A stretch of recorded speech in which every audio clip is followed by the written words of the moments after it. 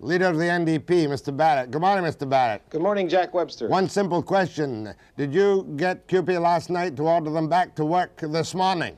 I didn't get CUPE to do anything other than yesterday when I met with them. I got them to agree to lift the strike, and that is what I announced, and they also agreed to go back to the bargaining table. I did that after I watched the Premier, Bill Bennett, on your program saying that there's still time, that this thing can be resolved. All he wanted was the children back in school. That's the message I put somewhat forcefully, but nonetheless successfully, to the CUPE locals. And if you want to go through the sequence of events,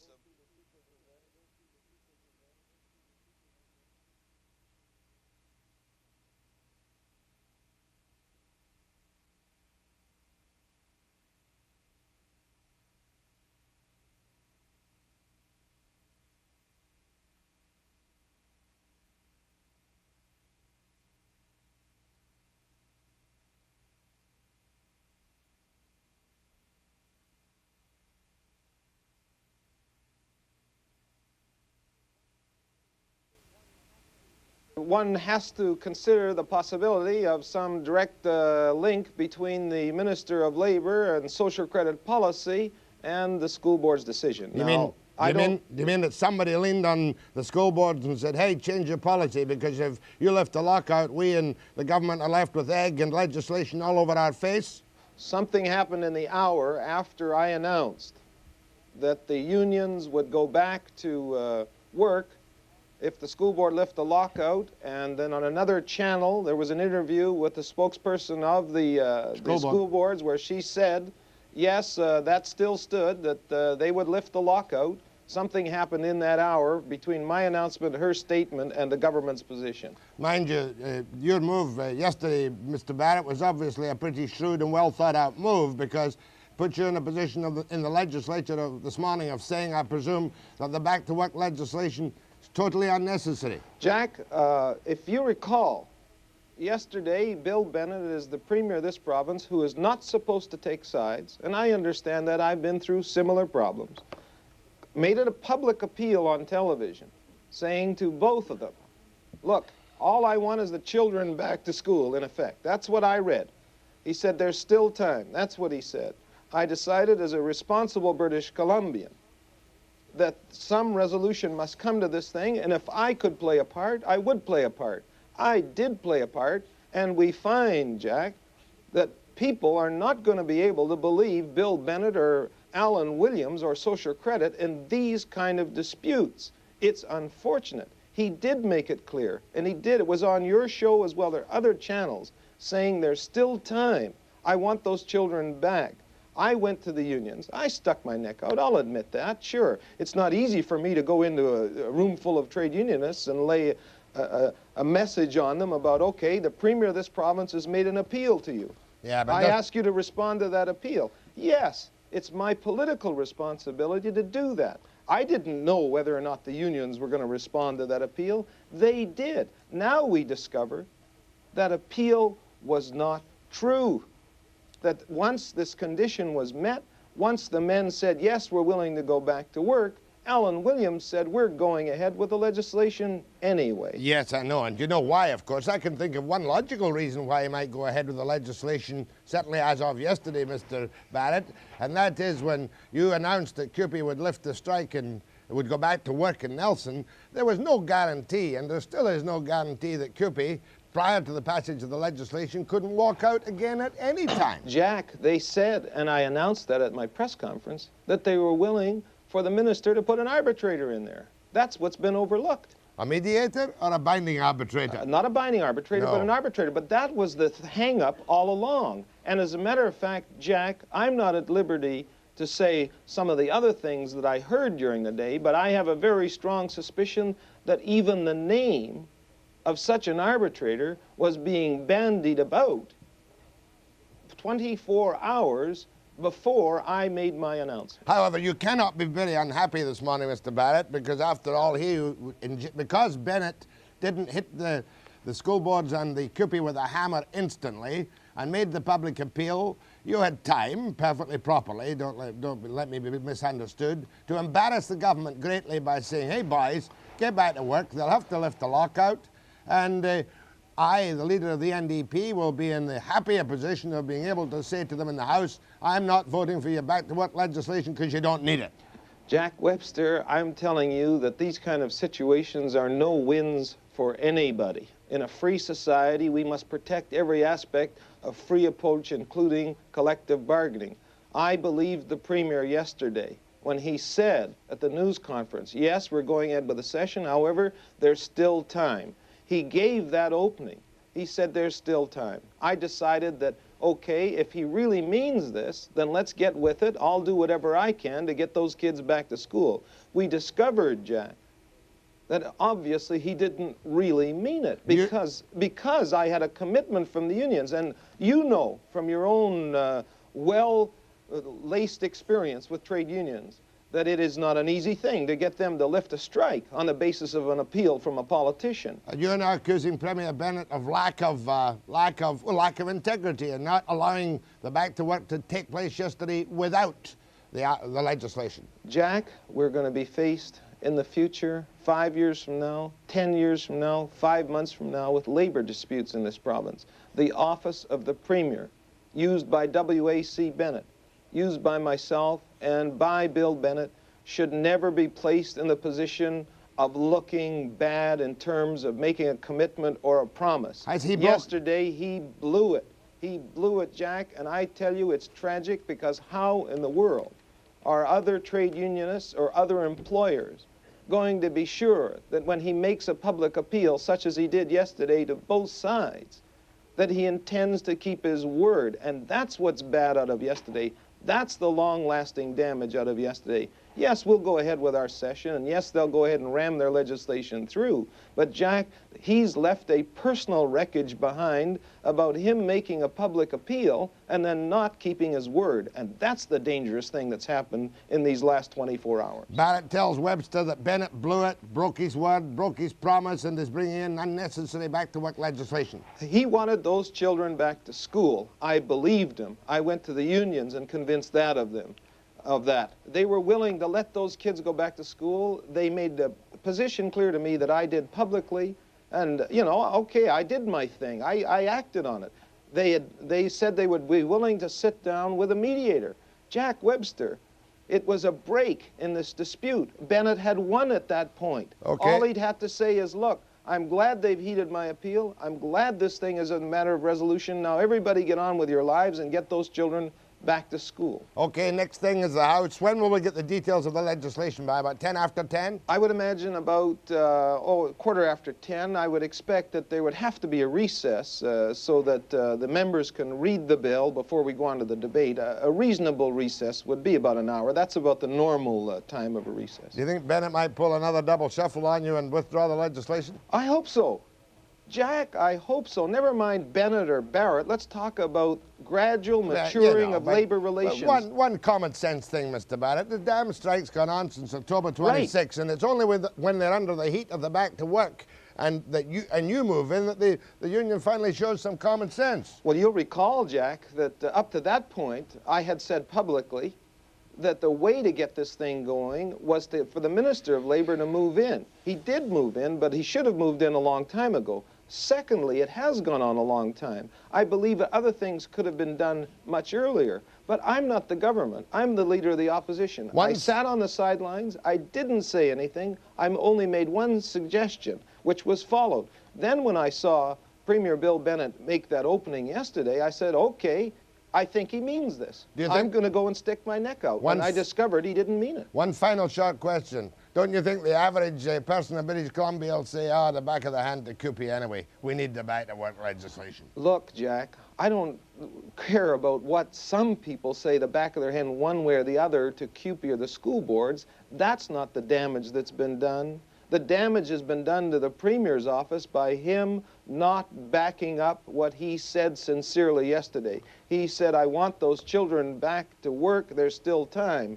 The union made a major concession, and it wasn't easy. They backed down They said, okay, we'll have the kids back in school, but that wasn't good enough for the Socreds, and I don't think that the Socreds or the Premier really meant it when he said it yesterday. I have had no evidence that after the union backed down, that they really meant what they said. Thank you, Mr. Barrett. Thank you, Mr. Barrett. We'll be following the strike this morning, of course, out of Nelson, elsewhere, and we'll have the details of the legislation later from Victoria. Thank you, Mr. Barrett.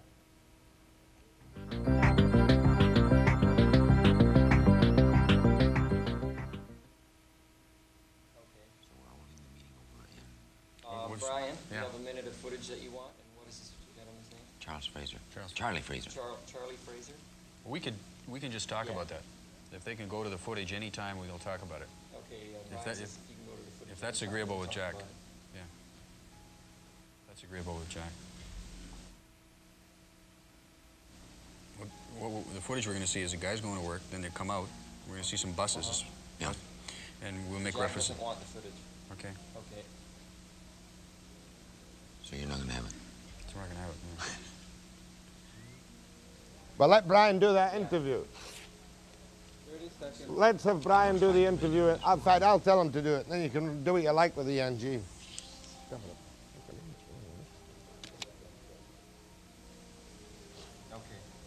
They're going to run the footage now, and you can do a voiceover for it. Okay, Brian's Charlie going to and I have to will do talk. that voiceover. 10 seconds, stand by. Yeah, Charlie and I will talk about Brian, it. can you hear me? In 5, Let's have a 4, two-shot first. 3, 2, 1. First of all, I have a bit of a bulletin that Brian can hear me in Nelson, I'm sure. We were just in contact with Fred Pike in Victoria. Here's the score on the CUPE locals this morning. The Nelson School Board, the men are back to work, accepted by the school board. In Grand Forks, Castlegar and Trail, the men made the effort to go back to work, but the school board refused to let the men back to work. That's in Grand Forks, Castlegar and Trail. In the main campus of Selkirk College, the CUPE members refused to go to work. In the Nelson campus of Selkirk College, as well in the other parts, the CUPE members are back at work. So just for those people in the West Kootenay, here's the score once more. Nelson School Board back to work. Grand Forks, Castlegar and Trail, the school board has refused the employees their intent to go back to work this morning. Selkirk College, main campus, CUPE refused to go back to work. In Nelson, you know the score. The schools and the Selkirk College campus in Nelson is normal. Brian, I want you to take over now, identify and interview the CUPE official who's with you. Thanks, Jack. We have Charlie Fraser, who's the chairman of the strike committee here in Nelson for CUPE, and officially at 8 o'clock this morning, Charlie was out of a job because CUPE went back to work here in Nelson, where the strike started back on October 26th. And the events this morning, as they happened, Charlie, the men were ordered back to work effective 8 o'clock. 8 o'clock this morning, the secretarial staff that we were able to contact were told to be back for 8:30. And what's happened? How long would it take for things to get back to normal? As soon as possible. The only delay I can say would be for getting the buses fully motorized with tires, winter tires, and winterization and on the road. So I would say it could be a couple of days for the buses. Okay, here's basically what happened this morning. The scene as we see it in Nelson at the L.V. Rogers Senior Secondary School. Buses all snowed in. Yes. Some of them winterized, some not, right? Some are, I believe they are all with antifreeze, but they are short of tires. Here's some of the men going into work this morning. 8 o'clock. They kind of caught the school board people by surprise, I think.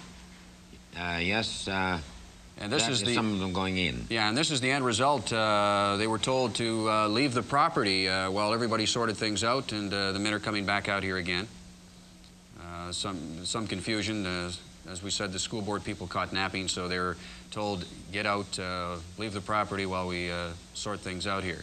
School board official just coming in here.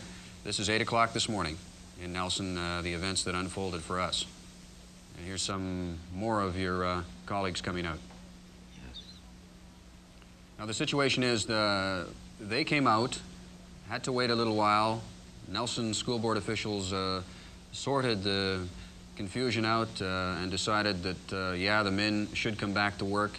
And now the job begins to try and straighten out the situation with the buses, which will probably take a couple of days. Yes.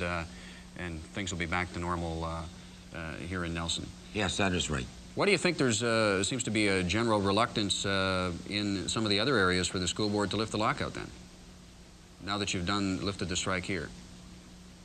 Well, this is the one thing that we discussed with the committee, that by us doing this, this should give them the opening now to get down to brass tacks and settle it.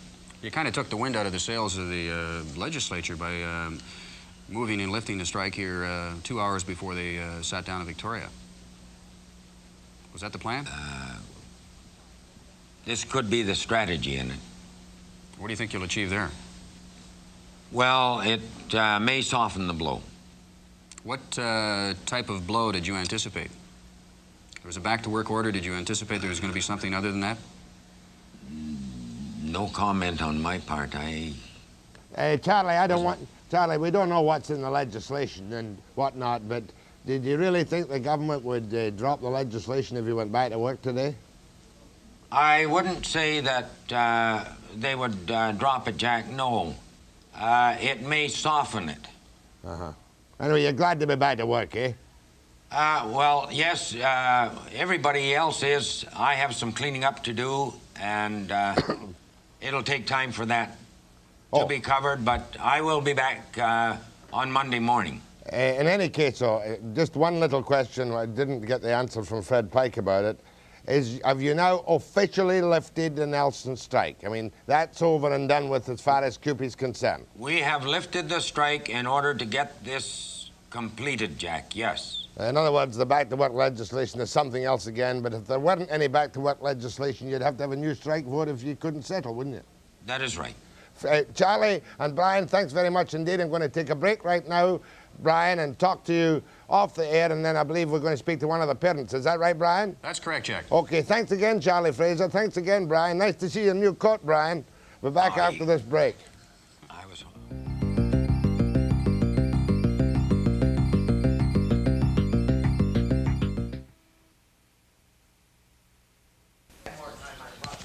Charlie, are you going to be over the headquarters? I'll be over. Tell him I just want 7 minutes. We'll do this. Sound up clip. Tell Brian to start the interview, and I'll jump in. Are you going to promise that? First chance we've had to Yes. talk. Sir. We're going to promote Sorry, John so busy, Fraser, Phil. Oh, yeah. Yeah. the new Minister of Labour what in do the upcoming Conservative government. My whole, Trail, Castlegar, and Grand Forks. Isn't that right? You want to go out of break right to Nelson? No, come to me first. Come here first. Phil Brooks, Citizens Association for what? 30 seconds. he says is that Premier Barrett screwed it up or something. Shameful thing is that, that Bennett screwed it up. Yeah. Shameful thing is that the kids Yeah. are caught in the middle of this, and that nobody is. But the vehicle is there to put him back right now. They've lifted it. Jack, turn around and look at camera 2 for a What you sec. talking? Why? 10 seconds. You want me to use camera 3? Yeah. In 5, and then you can turn to the monitor when you throw it to Brian. In 2, 1. Brian, you've got with you Phil Brooks of the Parents Associations. You have at him for a couple of minutes, and then I'll throw in some questions. Thanks, Jack.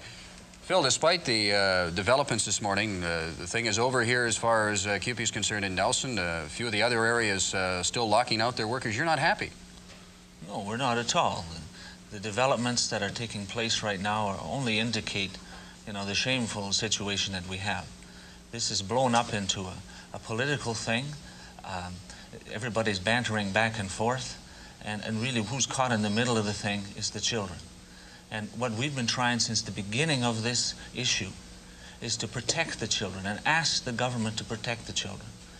We gathered within less than 72 hours 5,500 signatures pleading with the government to enact essential services to protect the children, because that's the fundamental problem with this whole thing. It is affecting the children both physiologically and psychologically. So and that's what we want to stop. So you're hoping that come this morning, the government puts a little more punch in whatever they're going to do, despite the fact that they've gone back now? Well, I'm hopeful that this morning they enact essential services. We're still hopeful of that. That's a bit of a pipe dream, isn't it? No, just Well, a minute. that Phil, was our plea. Phil, let me come in here. Can you hear me, Phil? Yes, sir. What's going to happen this morning in the legislature? I think McGeer started the whole essential services thing as far as we were concerned on this program. But what Williams is doing this morning is presenting a special legislation to put them back to work. Now, you don't care what kind of legislation it is, whether they call it essential services or a back-to-work order by the consent of the legislature, do you? No, of course not, as long as it's immediate and it's effective. But we are still extremely concerned about the continuation of this type of process. Oh, yeah, but right for this very moment, do you want Bennett to back down in any way? Do you want him to accept the CUPE back to work and let normal negotiations carrying on, which might happen with the school boards? Or do you want Bennett to go ahead, despite Barrett's and bring in the back-to-work legislation? The concern of the parents would certainly be that. In other words, in the last 8 months, we have had all types of this bantering back and forth, and we see no immediate solution to that type of activity other than a forced actual commitment from the government that is forcing them back to work permanently. Are you telling me, therefore, that Mr. Barrett's actions yesterday and the CUPE actions in Nelson this morning is just some form of Gandhi dancing, and you don't want the issue confused? You want Bennett to go through with that legislation today and have them back to work Monday, officially? Yes, definitely. That's what you want? That's what we want. Is that what most... And permanently also.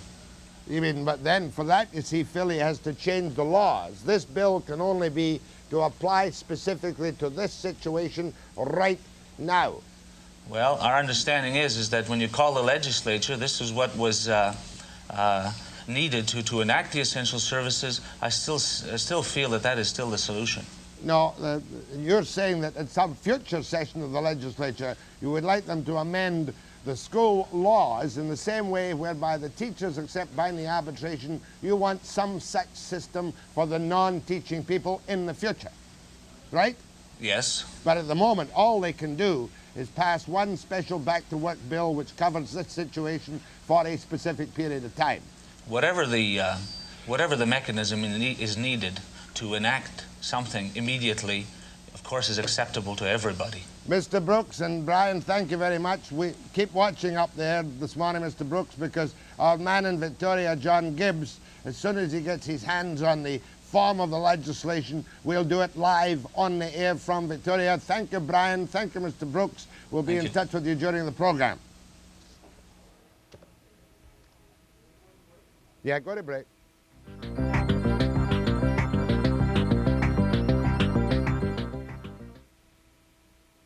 Near the end of the program. We'll want them at 10:50, handy by 10 past 10.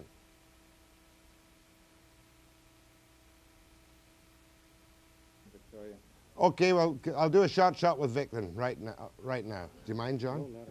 No, stay there, stay there. Yes, we'll go to Vic right now. We'll go to Vic as soon as we come on a break. You don't mind, John, do you? No. We'll do it.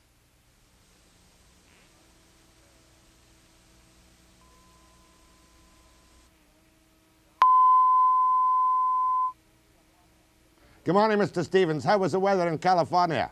Well, it was marvelous, Jack. I just got settled down nicely in one of those jacuzzi pools in the desert when the telephone call came, and here I am back home again. How long had you been down there? Oh, just 5 days. 5 days. Yeah.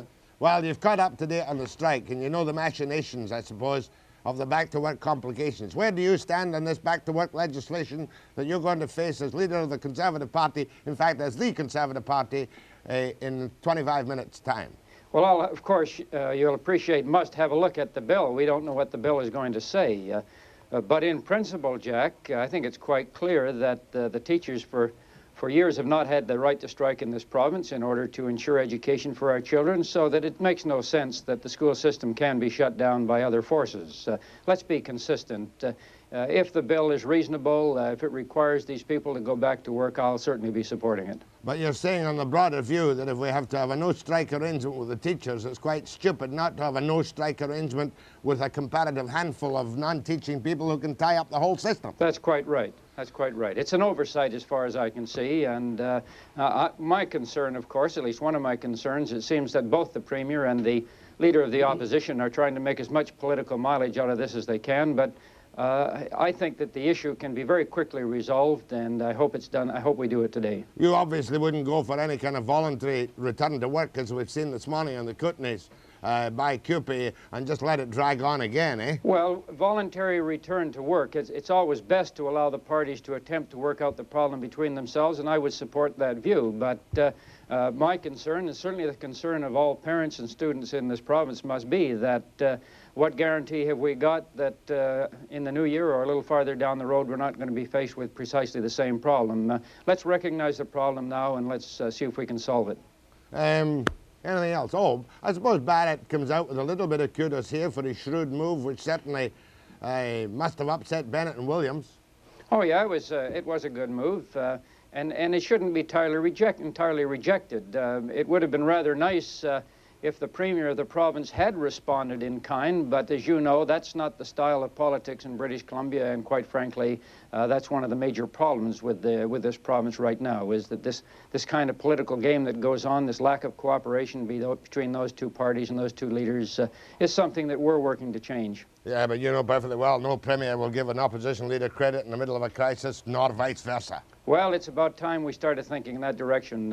If we're going to make this province work, it's a vital province and it's a great province, and we can't keep our voters and our citizens fighting each other if we expect to make progress. It's a wonderful province, but it's better to spend your winter holidays in California. Well, it'd be nice to be there, but of course that's part of the price you pay, isn't it, for doing what I'm doing? Off you go, Vic. Thanks very much, and rally your troops for the vote. Thank you, and say hello to John Fraser. I understand you've got him there with you today. Right here. Looks remarkably healthy. Yes. Thank you, Vic Stevens. Thank you, Victoria. You'll stand by in Victoria for John Gibbs later, please, and we'll take a break right now.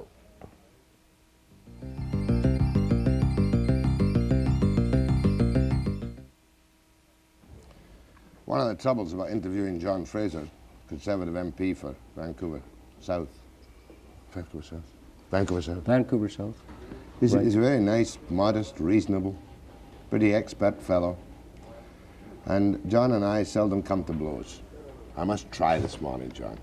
But first of all, let's gossip a little. What did you think of Schreier's appointment to Governor General of Canada? I nearly fell off my chair. Well, I had three reactions. The first was that the rumor was true after all. And with that, I think the interesting observation that we now have a Governor General whose background is neither from the United Kingdom or from the French part of our country. And I think that will be well appreciated in the prairies and in other places. Manitoban of German descent, you were saying? He's of German descent, speaks several languages, but the next reaction I had was, well, what does he do after his term ends? He's a very young man. What do you do for an encore? What do you do for an encore? After you've been Governor General, do you go back into politics? No, I think somebody would say that wouldn't be fair. Can't even open a drugstore. It would be tough. You can't do anything. However, maybe we'll just see. That'll be interesting. And then I had another reaction. Go on. What was the other reaction? Well, that was political. What was and that? I would say that the move has taken the most potent political opponent of Premier Sterling Lyon out of the political picture. Preserves Manitoba for the Tories. Well, I don't know about that, but it certainly took away their most effective critic. Then I had another reaction. I had a nightmare during the night that Trudeau was re-elected and he made Schreier the president of the country. That's a cheap shot, isn't it? Well, we're trying to make sure that doesn't happen, Jim. Yeah, well, it's a cheap shot, but I'm not going to take it back. Not fair to Schreier. Well, at least we've got you laughing this morning. Of course, you're laughing all the way to the polls now, 45 to 35. We've been here before, Jack. And You've been there before, 45-35. well, yeah. we were 10 points ahead once before. In fact, more than that. And we've seen what can happen to leads in polls. So I don't think there's very much laughter. But I'll tell you one thing: it doesn't hurt nearly as much as it did when we were down at 27% for 3 polls in a row. July, I would say about July for the election. It could come sooner if something bounces for Mr. Trudeau. If he thinks that there's something that he can make an issue of or that he can take advantage of, it could come sooner. But I would suspect it's late spring. Well, now, you'll be the Minister of Labour in the new government, of course, when they Well, win. I'd be foolish to just Speculate. accept that. Well, but, let's put it this way. You are the spokesman on Labour matters on the front bench for the Tory opposition. That's right. That's correct, Have isn't been it? for 3 years, yes. And you'll be able to cope with CUPE or cope with CUP W, I'm sure. Well, it's going to be very difficult.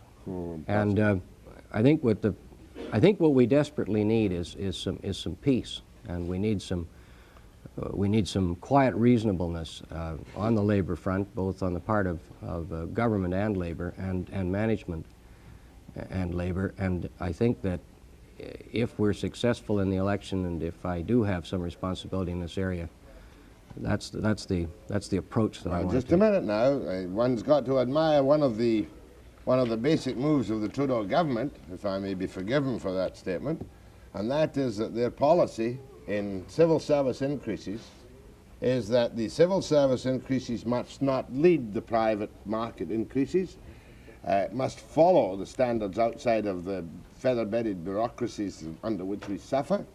And CUPE, for a start, has said there's no way they're going to stand to become second-class citizens because CUPE's on the prod nationally all the way. I'm talking about CUPE now, not just CUP W. Well, no, and I'm not talking just about CUPE or CUP W either. What Mr. Trudeau is saying is what we told him for several years, and what everybody's told him. And of course, the public sector cannot lead the private sector, nor for that matter should the public sector fall badly behind the private sector. But the argument that is going on between people right now is how do you make sure that the public sector does not get out of line with the private sector? Well, now, there's 2 ways to do it. Go on. One way is to build in by legislation a fixed formula. Well, that you know as well as I do that attacks the collective bargaining system. Yeah. The other way is to have enough courage and enough determination when you're dealing with your own public servants to know when and where you have to hold the line and then be determined to do it. For instance, clip their wings and index pensions, which have been quite crazy for the recent retirees at big money. The well-paid ones at big money get far too much. Well, I don't want to be misunderstood in this. It's very hard for me to try to justify or to even accept Simon Reisman leaving the public service at a young age, taking a huge pension, having it indexed, and at the same time earning a great deal more money in the private sector. As a consultant to the government, as a consultant to private firms on topics in which in the government he became very knowledgeable. That's right, and I've spoken in the House before about the problem of conflict of interest, but there's another side to this. And while everybody's in the public service bashing mood, let's just remember it. The vast majority of retired public servants are not getting very much money. Agreed. And I am not going to go along with something that suddenly comes along and puts less food and bread and clothing in their homes on a steady basis. You're not going to solve their problem, or you're not going to solve somebody else's problem by taking away from public servants who don't have very much anyway. Well, having said that, and one would agree, the vast majority of civil servants now retired on some of them pretty meager pensions need the indexing. But then so do the old age pensioners need a proper indexing. Well, and they don't get it. Yes, they do need an indexing. Now, somebody in the private sector can say, well, it's not fair because we don't get it. Mm-hmm. But what I'm saying is that for some couple living on $5,500 a year on an indexed pension, you're not going to solve those other people who don't have indexed pensions by taking something away from these little people. Yeah, I mean, we can reduce this to absurdity, of course, by referring to some of the famous pensions, like Donald MacDonald, if he lives to be 100, will get $580,000 a year, you know, that kind of thing. That's what brought it to the public's attention. Yes, I know, Jack. Or Ron Basford starts at 14.5, and then at 65 he jumps to 44,000. Well, yes, but I've seen the figures, for instance, put out by an organization in Ontario. And what they did is they took into account certain percentage points of inflation and came up with extraordinary figures. But it's a good way to bring something to somebody's attention. What they didn't point out is the loaf of bread cost about $200. Yeah, that's right. And I mean, you've got to be intellectually honest about it. Question, straight question. Would a conservative government remove the right to strike from any elements of the public service who presently have the right to strike? You must have a policy on that. We do. First of all, we have only jurisdiction over 10% of the workforce. That's the first thing we have to remember. I'm thinking of the post office. It's going to be a Crown corporation. The post office will be a Crown corporation, will come under the Canada Labor Code, but it will still be within federal jurisdiction. So what you've got in the federal labor field, you've got the public servants, and they come under the Public Service Staff Relations Act, and it's a highly complex code. Now what is unknown, or not well enough known, is that of the, say, 350 to 400,000 public servants, and not including the Army and the RCMP, because they don't have any right to strike, but there are already 29,000 designated positions without the right to strike under the Public Service Staff Relations Act. Didn't know that. Now, when it comes to the question of when you do and when you don't allow a strike to continue, the experience in the last half dozen years, probably longer than that, is that the bulk of the strikes have been in the private sector, not the private sector, Jack. But it's the public sector that hits you in the face. Ah, yes. The post office. Sure, it's the post office, but what about the longshoremen? What about the Great Lakes? We put the Great Lakes you put workmen them back to work 3 weeks ago. That wasn't in the public sector. Okay. Now, what we have said is that, look, there is no magic absolute answer, but there has to be a point where you recognize that the private right to withdraw your services or to lock out has to give way to the public right to services which are essential. You don't sound any different from any other politician. In other words, you're saying back to work orders by the government when necessary. Yes, except that we have advocated and we hope to establish a Public Interest Disputes Commission. Oh, yes. Which was recommended, as you'll remember, as long ago as 10 years by the Woods Task Force on Industrial Relations in Canada, which has been ignored by the ruling Liberals, which was rejected by elements of labor, but which either that Public Interest Disputes Commission as set out in the report or some variation of it is really the only answer. We're going to take a break in a moment or so. Then I'm going to come back to ask you why you haven't asked a certain question on the floor of the House of Commons. And you know what I'm talking about. And I intend to give you the answer to it. And it won't be satisfactory to me, whatever you say. That doesn't matter, Jack. Webster and John Fraser.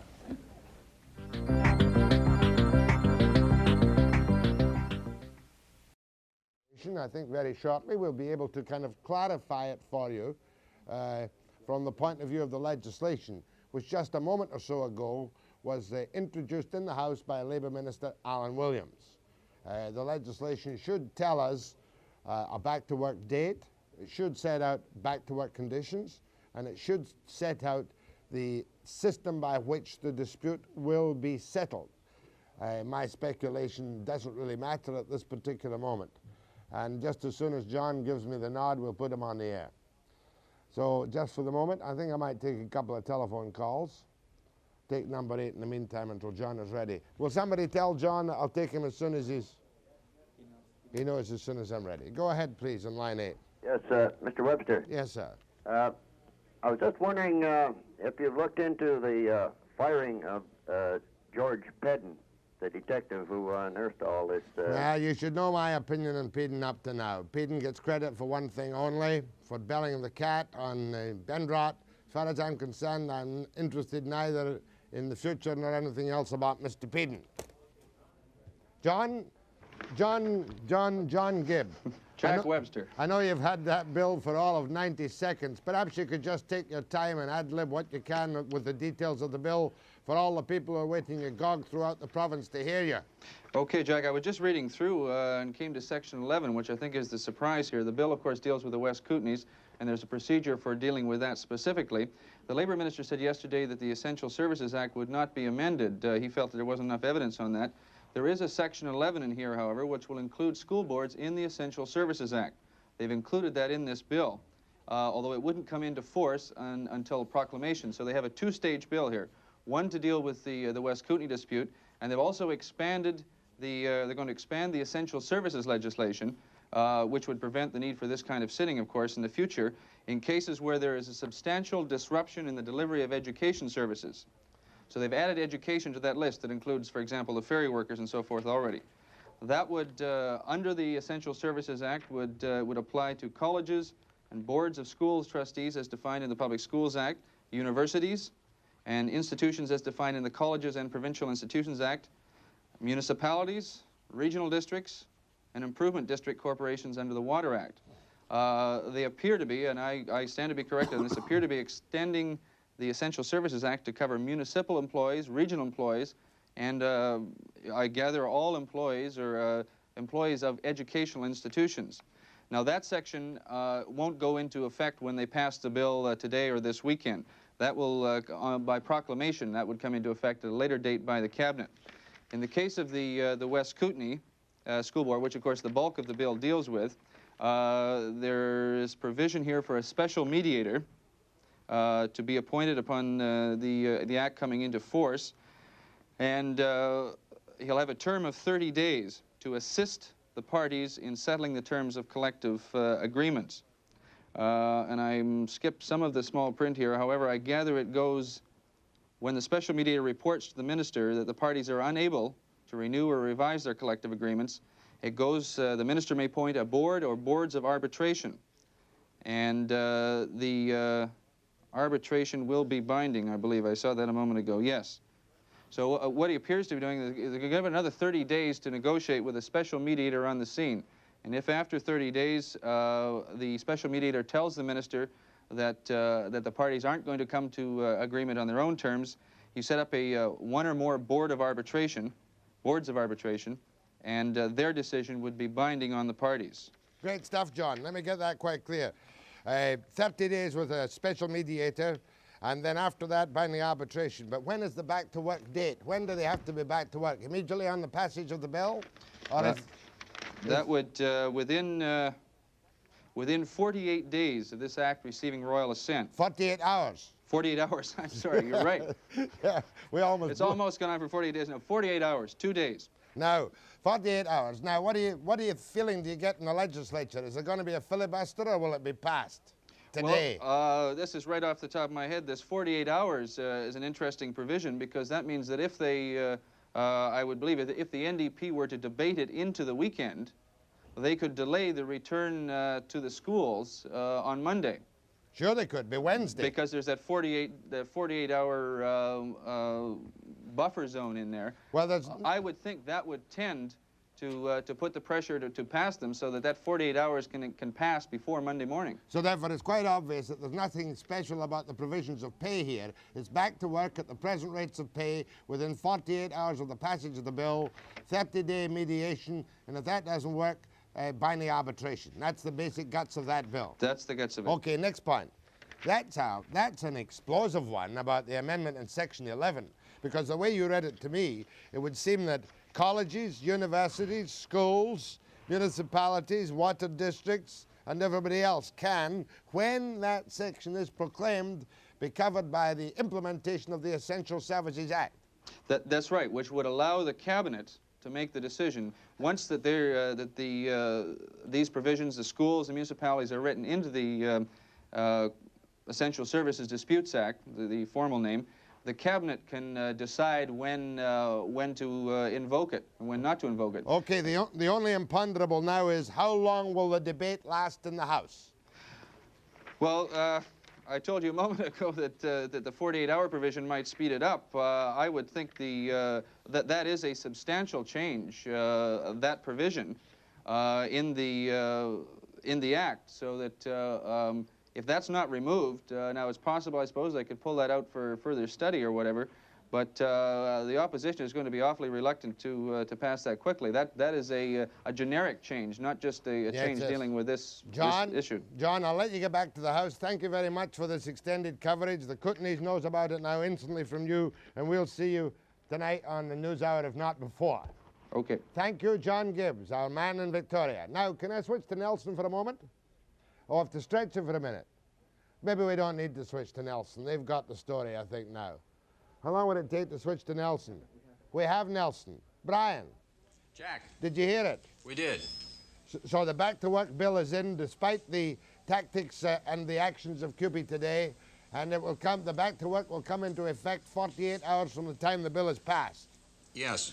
So, Or boy, a is judge. it ever a no-no. It should Now, be and that should be cause in itself, speaking generally not- of a law for removal of a judge. well, I have no doubt that if the man had not resigned, the Judicial Council would have removed him. I can show you chapter so- and verse, and I'm Well, choosing but my just words a minute. carefully, the careful delays in the proceedings from August until November 30th, because I agree with you entirely that once the judge resigns, the Judicial Council is no longer seized with the matter. There's nothing Okay. more they All right, can do. let us We're then- agreed on that. Okay, we're agreed on that, But and you- let's make sure that the public understands that. That only takes the Judicial Council off the hook. That does not take the Federal Minister of Justice off the hook or the Attorney General Well, of okay, no, all Columbia. right. Let's take the Federal Minister of Justice. Yeah. Now, look, it's not my place to say anything nice about the other The guys. Liberals. But I'll put myself in the position of the Minister of Justice. Now, what do I do? What right in law have I got to start an inquiry into a retired Chief Justice's private life, unless I have evidence that there has been something going on which affects which goes right to the heart of the integrity of the bench, and it must be dragged out. Now, there isn't, apparently, so I'm told, and I have to accept what I'm told because I don't know Because it anything was else. done in secret and private and you don't know. Well, now, just a minute. The evidence that we do have, at least I think we can take the word of the Chief Justice of Canada. I suppose we've got to take the word of Commissioner Simmons. He says, we have evidence that a judge saw a prostitute. There is no evidence of any criminality. Now, if you're the Chief Justice, upon what do you suddenly, if you're the Minister of Justice, upon what do you suddenly rush off and cause an investigation? I mean, what do you want to investigate, Jack? I want to see the fullest possible, without any sleazy details, report of how the Chief Justice came to resign, and nothing short of that will be satisfactory for the integrity of the courts. Well, The Chief Justice, and I'm going slightly off here, but Lalonde made the statement at his press conference, became on the periphery of another police investigation. His name came up on the periphery of another police investigation. And as a result of that, he was challenged by the Justice Minister, Mr. Lang, and suggested that he resign or face the Judicial Council. The public cannot see the top judge in this province or any other province being forced to walk away from what must be a serious set of circumstances affecting the position on the bench. well, just a minute. You say forced to walk away. Now, Yes. I don't want to say anything here I'll to be you very careful, and we- to the people of our province. I don't want to say anything which unduly hurts people that are involved. There's families and everything else. But having said that, let us be at least as frank as we have to be, and that is that you know perfectly well what happened. The Chief Judge's name is found in a book, which is found as a result of a raid in an investigation which I think On had drugs. to do with drugs. It Now, was a writ of assistance. there is an investigation done by the police. Now, if you're saying that the police are not telling the prosecutors and the Attorney General everything, well, then that's an argument you've got to take up with Oh, them. no, I believe the police are telling the other people everything. I don't know that we're being told everything that we should be told. Well, I mean, but why who should is I have not, faith? Okay, but just a minute. Who Why is should hiding? we have faith? Well, who is hiding Well, anything? we don't know who is hiding anything until we know the facts. Well, but I mean, the public in this province is not only cynical about politicians, but when this kind of things happens to not one court of judges, but two courts of judges, and you look around this town, you think, name of God, what is going on? Just a minute, Jack. First of all, the public knows perfectly well what happened. In both cases, there were prostitutes involved. We In the do one not case, know perfectly well what happened. Well, look, I have not heard tapes. I'm not privy to the investigation. I have to accept, as a member of Parliament, what I'm told by the Judicial Council of Canada and through Commissioner Simmons. I've been in touch. We don't know what Commissioner Simmons said, except that there's no evidence of criminal involvement, but that the Chief Justice's name might be involved in protracted proceedings. That's what he said. He might be a witness in some other matter. If he's a witness in some other matter, we can't touch it till that's over and done with. Well, Jack, I mean, if you can explain to me what it is you're looking yes, for. Yes, full explanation of the circumstances of the resignation of Chief Justice Farris, the satisfaction of the public that there has been no cover-up, no whitewash, no nothing. Maybe you know something I don't. I don't know anything except what's in the public arena. Well, then maybe you're looking for something that isn't there. Well, let me be assured there is nothing there. Let the public be assured, not me. I don't matter a damn. Do you think this has done the bench any good? No, I don't think it's done the bench any good. What assurance have we had that the matter has been properly investigated and handled? None. Well, look, I just don't agree with you, and I don't agree with those who say that. First the Judicial of all, Council made no investigation. Just a minute. The Judicial Council received a report from the police who were involved. That report says there is no criminality. I don't care what immoral acts somebody may have been doing, but it's not a crime. Now, if we're going to do investigations into people's private lives after they've left the bench and resigned and they're ruined and they've done the only thing you can do, they're off, then you must be looking for something else. Now, what else is it that you're looking for? I mean, if you know something I don't know, then tell me. Or tell the Attorney General. You don't know. But I don't know anything more to go on. I've talked to the Attorney General's office. I've talked to the Deputy Attorney General. I have their word that their police investigation shows no criminality. Now, what more can I do on that? I can't just go and ask for an investigation out of the blue into something which apparently responsible and honest people have said this is what it's about. The guy saw a prostitute. He's resigned. There's no criminality. Now, I don't know where to go from there. One final question. Just supposing it happened again with another judge who faced certain allegations of a non-criminal nature which, regardless of mere substance, caused him to be impaired his usefulness and he left. Would you accept that if it happened again? It's quite possible. It's happened once. It could have happened again. Would you accept that and say, oh, well, Simmons said there was no criminality involved. The Attorney General said nothing much about it. Forget it. Well, Jack. But is that an unfair question? No, it's not. It's not an unfair question. It's a pretty hypothetical one. It's a logical question. But it's not impossible that this could happen again. And you would accept the same way. Oh, just a Ben minute. Drott goes through a public hearing. Just a minute. Ben Drott didn't resign. Should have been fired. Look, it's not for me to comment on what the Provincial Judicial Council went and did. I just assumed you didn't. And I'm not going to. But Ben Drott didn't resign.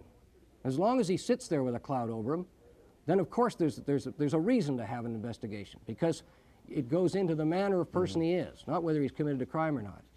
But the Chief Justice is off the bench and gone and ruined. John, you've expressed yourself very well. I agree to disagree with you, but you have put up the best case so far for no further investigation. John Fraser, MP.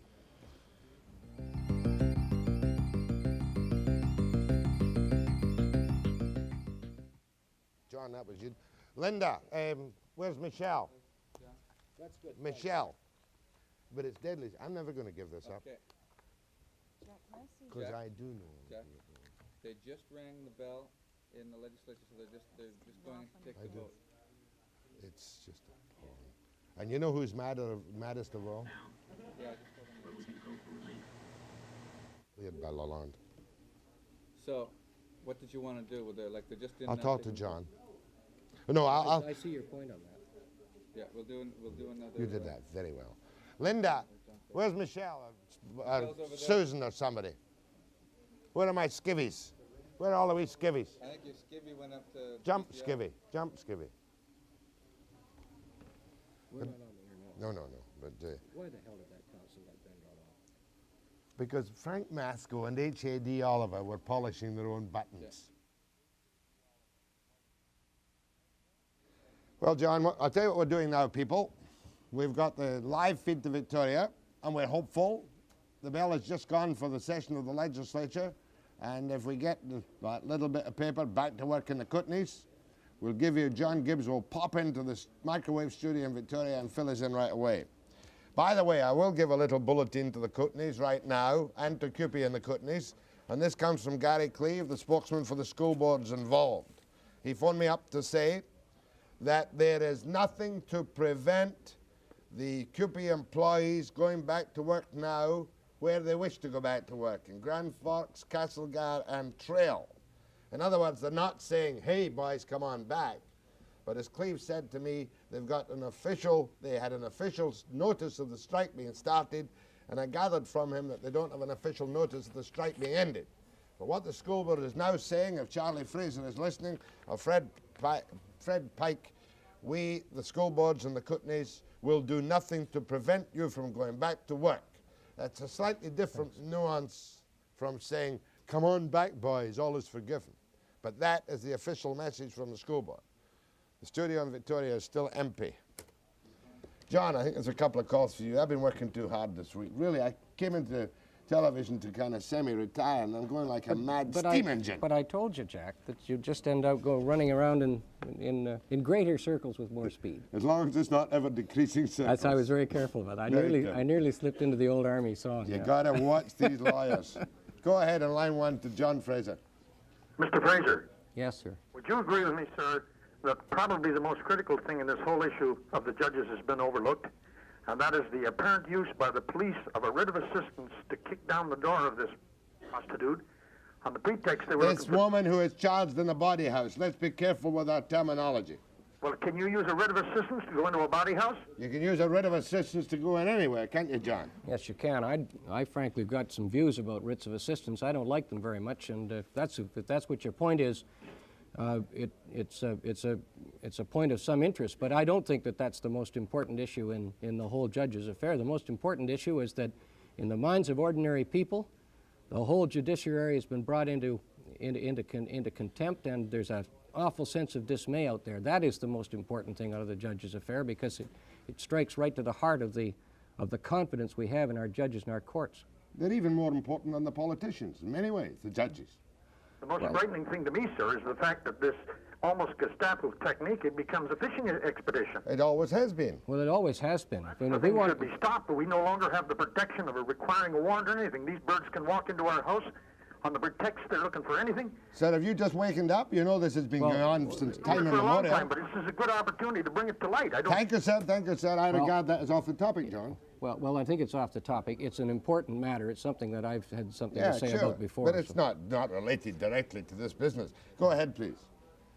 From Duncan. Yeah, Jack. Yes. It's a great treat to finally have somebody on your program who is defending this situation as far as the Chief Justice is concerned. There has been no criminality proven, and to have somebody come on that has a little fairer sense of adjudication of it, I think is very refreshing.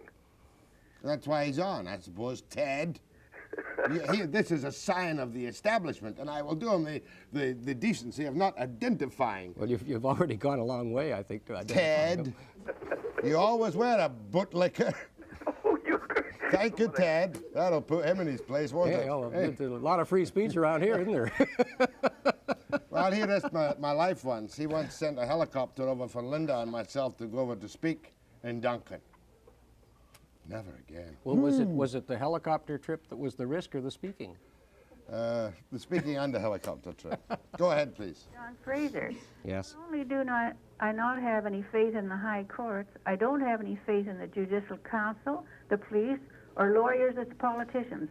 And it just makes me so mad to think that we pay all of this group of people to protect our interests, and they're all like a bunch of blasted herd of muskox. Well, lady, when you get into trouble someday, come and see me, because you're going to need someone that you're going to have to trust. That's the good answer. Thanks, ma'am. I must admit, I don't like to see such cynicism. Go ahead, please. Hello. Yes. Can I ask John Fraser a question on pensions, please? Yes. Yes. Sure. Let's see what we can do. Fine. Now, the Conservative Party of Canada is, if they get into power, are planning on raising the retirement age to 70. This I can verify because I have had 2 or 3 letters from a chap by the name of Marcel Lambert, who's the MP for Edmonton West. And he has indicated that if and when they become power, they will raise the retirement age to 70. Now, when I asked him... Well, I don't think he's... I think that he may be speaking for himself. I don't think that that is a part of the party policy. There's a lot of debate going on within the party about raising the mandatory retirement age, but I don't think that the party has taken a position on it. Well, this man... No, neither do I. Neither do I. Go ahead, please. Yes, I just want to state that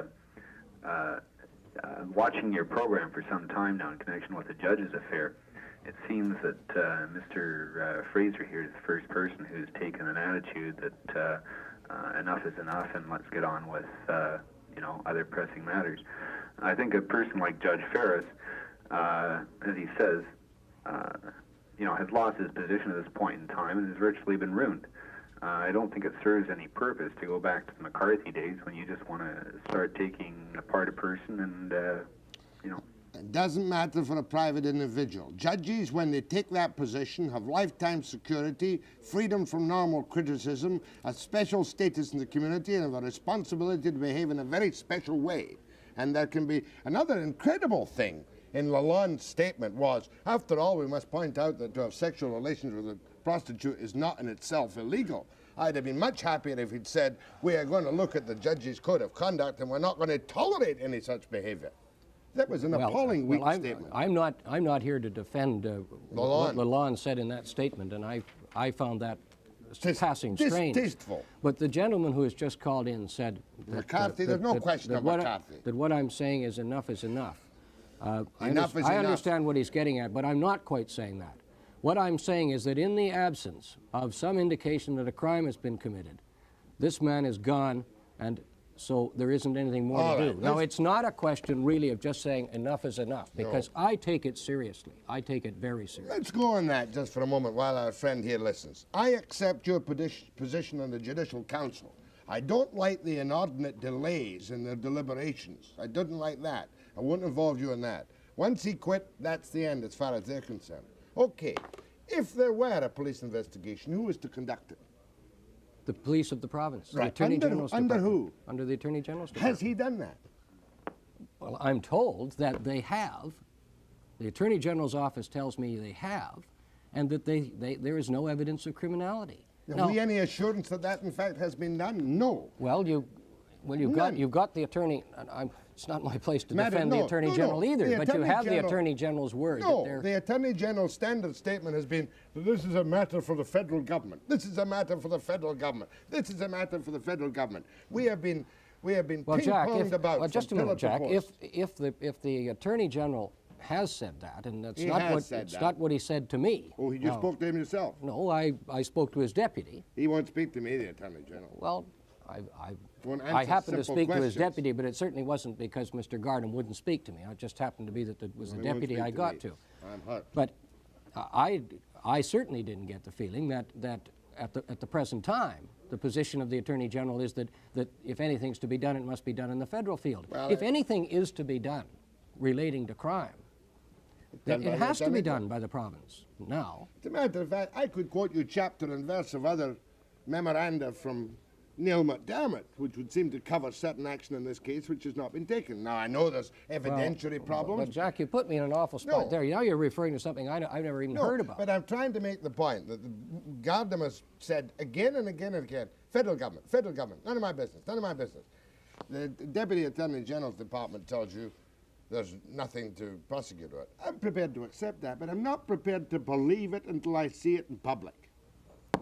Well, you can't bring a charge against nothing. I'm talking about charges. I'm talking about the fullest possible explanation to the public of what the circumstances were by which a judge was forced to flee from his position on the court.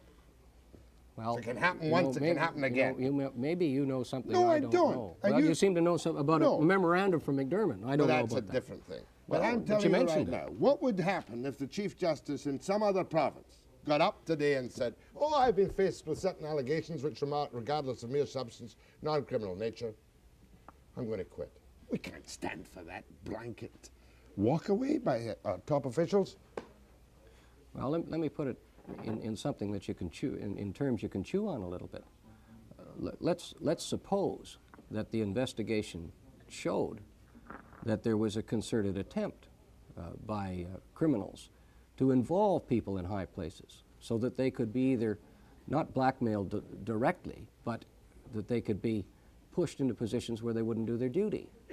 Now that's a crime, and that can be investigated. You can do that. And if somebody has a suggestion, for instance, that, I'm not suggesting that is what happened, well then we should, of course, follow it up. But I am suggesting that the status, dignity and prestige of the entire Superior Courts in British Columbia has been badly shattered and not cleared.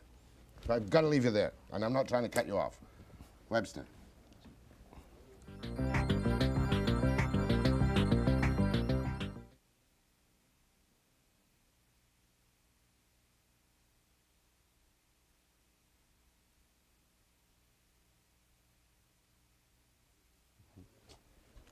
You politicians, John, this doesn't affect you, but here we are all keyed up for the bill, the Back to Work bill in the Kootenays.